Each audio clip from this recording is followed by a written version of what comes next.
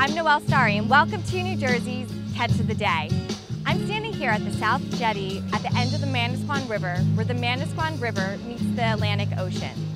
This inlet is actually one of the busiest in the state for commercial fishing vessels, private and charter boat operators, jet skiers, kayakers, and even scuba divers. If you look around, it's pretty obvious to see that this area has a pretty heavy fishing influence. The area has a long history in the fishing industry and boasts having one of the largest commercial fishing fleets in the state. Manasquan Inlet is bordered by the town of Manasquan to the north and by Point Pleasant Beach to the south, and nestled in between is a quaint little town called Brielle, where one of the oldest fishing charter operations is still running daily fishing trips. And right next door is Shipwreck Grill and Marina, where the name of the game isn't fishing, it's scuba diving. Hi, I'm Bill Cleary. I own the Shipwreck Grill restaurant and the marina. Hey, Bill. Noelle, I presume. Hi, nice meeting you. Bill Cleary, very nice to meet you. Nice meeting you too. So tell me a little bit about where the name Shipwreck came from. The name Shipwreck refers to my passion for shipwreck exploration. I'm a scuba diver. At the time I opened the restaurant, I was contemplating opening a small museum to display some of the shipwreck artifacts that I had been recovering for years. And I decided that instead of doing two projects, I would combine them together for one. You know, we're showing many of the wrecks that we dive in the photographs, but we also have some cabinets that are full of artifacts that we've recovered from these very wrecks. When I'm looking around and I see all these different ships, are they all along the Jersey coast? They are. The wrecks that are depicted in the photos are shipwrecks that we dive regularly. So can you tell me a little bit about some of these ships? Sure. Those photographs were taken by the Coast Guard, so I just had those photographs framed, and adjacent to the photographs, I've put artifacts that I've recovered from that particular vessel. In this case, it's a porthole from the NJCOTD. So you actually dove on most of these ships? Yes, I've been doing it for 25 years, so you get to rack up some mileage on these wrecks. So this restaurant is not like any other seafood restaurant that I've been to. I don't see any nets, I don't see any lobster traps. Yeah, the fake lobsters you see in other restaurants. I've been to those places myself.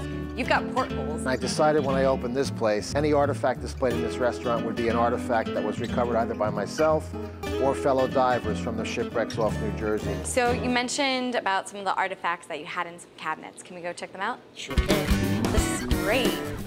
Yeah. Wow. This cabinet is devoted exclusively to artifacts that we've recovered from the NJCOTD. Wow, so all of these artifacts came from the NJCOTD. That's the same ship that you showed me over there, right? Yes, it is. That's impressive. The NJCOTD was a passenger liner that sunk in 1956. These fragile artifacts don't often survive. Sooner or later, every shipwreck returns to its basic elements and is either buried or broken down completely, and that goes for the contents as well. This is a little espresso cup, as you see. I have to tell you, I've never seen a guy with such a fascination for China before. These are trophies, that's memorabilia, if you will, of what for us is a great adventure. So, Bill, can you show me what your most interesting artifact is? I can. I think actually that's going to be this vase over in the other cabinet. Okay. Wow, I have never seen something like this before. It looks it looks like a mortar and pestle, doesn't it? It's 1,000 years old.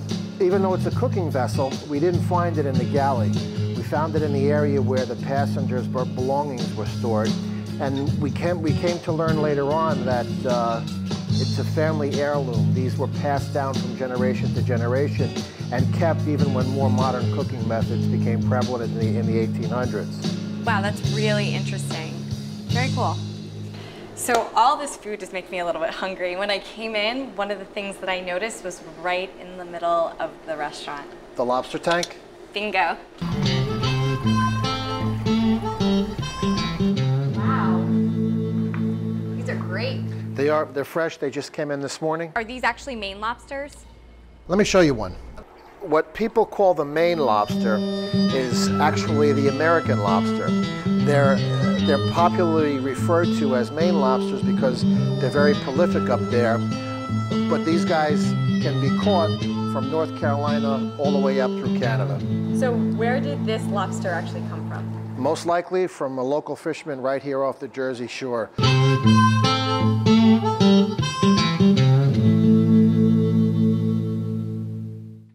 was so interesting. Who would have known that Maine lobsters actually come from Jersey, or that scuba diving was prevalent, or that Jersey even had so many shipwrecks? Next time when we come back, we're gonna find out how those little lobsters make it from the ocean floor to our dinner plate.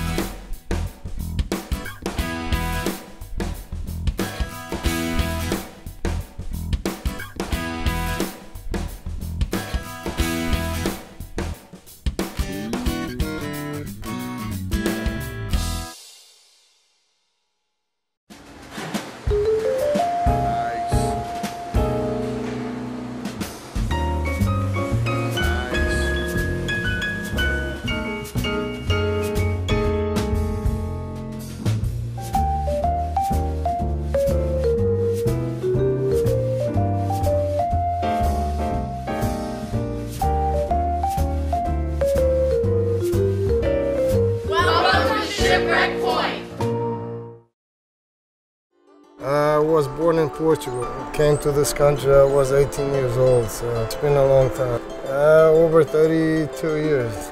Enjoy living in this country and I love it. I consider myself American. I love fishing and love being in the ocean, and the opportunity came with the lobster boat, and I'm happy I got into it. I wish I had got into it a little earlier, but like I said, enjoying being out there, it's a different world. So I'm very happy to be doing this for a few years now.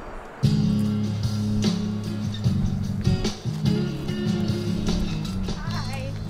Hi, how are you? Good, I'm Noelle. I'm Oscar, nice Hi, meeting you. Oscar. All right, I'm all ready to go lobster fishing. Well, we got a beautiful day, Yeah. but looking at your feet, I don't think so. I can't go out there like No, you can't. You're gonna get wet. You don't want to get wet. this. Okay, so I'm gonna head over to the Fisherman's Supply store, and then I'll be back. Very good. All right, I'll see you Forward to soon. it. Very good. Hi, good morning. How you doing? Good. So I'm going lobster fishing. You need some offshore gear? Mm-hmm.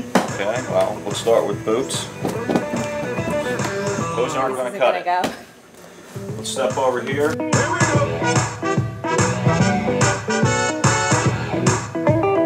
You like pink? Love it.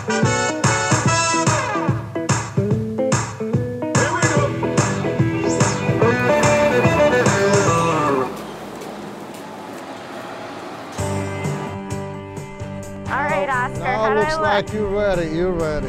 Anthony, you want to give Noelle a hand? We need to get some of those lobster traps in the boat so we can be able to catch those lobsters. We're going to take Noelle out and we're going to show her a little bit of lobster fishing, what it's about. It's not too heavy, right? Nah, it's good.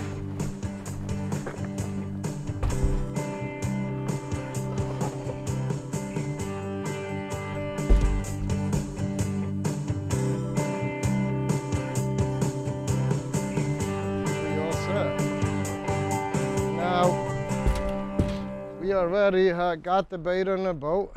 Now the next step consists of bagging the bait into the bag so the lobsters will have some food and attract them to the trap. Okay, you ready to bag some bait? Yeah, what do we gotta do? Grab a bag, Okay. open it up. Grab 4 fish out of the bottom of the barrel.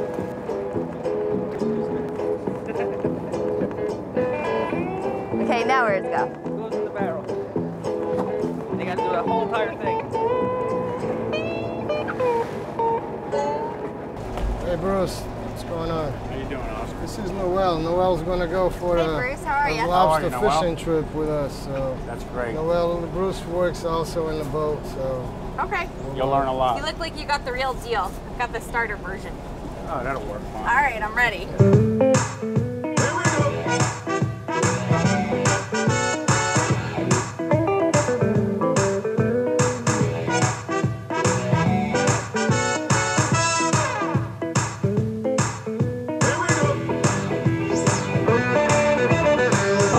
That's Point Pleasant right over there, and I can't believe that we're going go lobster fishing right offshore. Today we're gonna go just a couple miles out. So today we'll do this a little different than normally. We're gonna just show Noel how it's done, so at least you'll have an idea of what it is about lobster fish. Okay, Bruce, so can you explain to me what happens inside one of these lobster traps? Certainly. Okay. These traps come in various sizes. Okay. Their structure is made out of vinyl coated wire, and this is the door that shuts the opening so we can do what we have to do. And it's held closed by bungee cord and a clip, just like that. This is the entry part of the trap where the lobsters come in to feed. Of course, the bait is hanging in the kitchen. The lobsters come in through the heads. They start feeding. Usually they turn around and go through the parlor heads and get trapped in the parlor section of the trap. And that's when the lobsterman comes along and does his thing. And each trap has a section like this.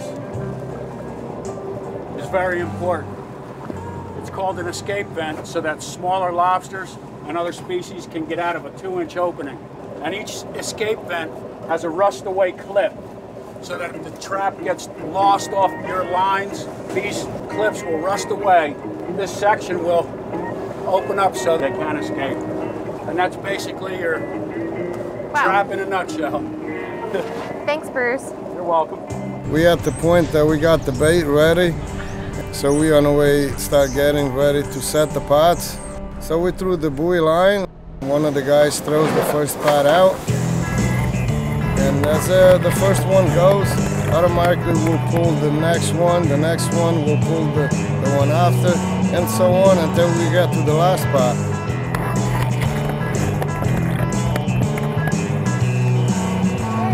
Yeah, so after the last pot goes, he starts pulling the buoy line, and we hold the buoy. When it gets to the end, we just throw the buoy out, and they're ready to start catching lobsters.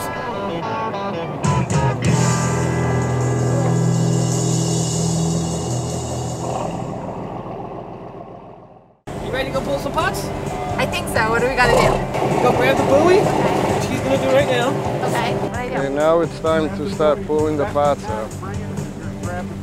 We look for the buoy. We approach the buoy. I'll try not to. Oh my God. No. One of the guys pulls the buoy into the boat. That's it. Keep pulling. Keep pulling. And the buoy line is put into the hauler. And we start hauling the line into the boat.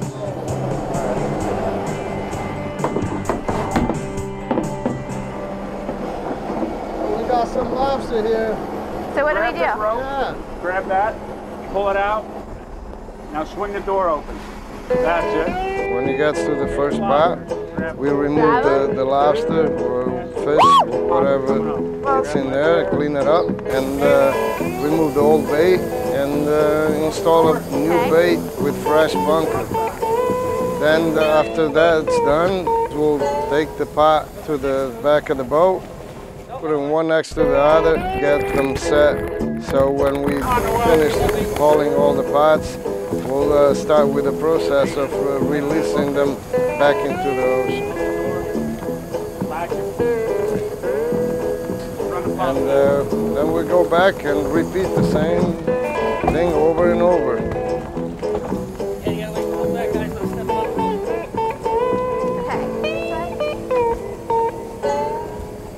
So Bruce, how many pots, like today we were only working with 6 pots.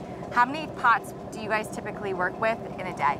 In a day, usually between 500 and 600 traps. That's a lot of pots. It's a lot of traps, and it wears you down. I'm super impressed. So when we came out here, it was sunny, it was gorgeous, and now I see it's getting a little breezier. We've got some darker clouds coming in. Is this what I think it is? A little bit of bad weather? Oh yeah, a little bit of bad weather's coming in. So I guess it might be time to go home. Get you guys safely home. All right, thanks so much for having us out here. No problem, anytime. All right, thanks.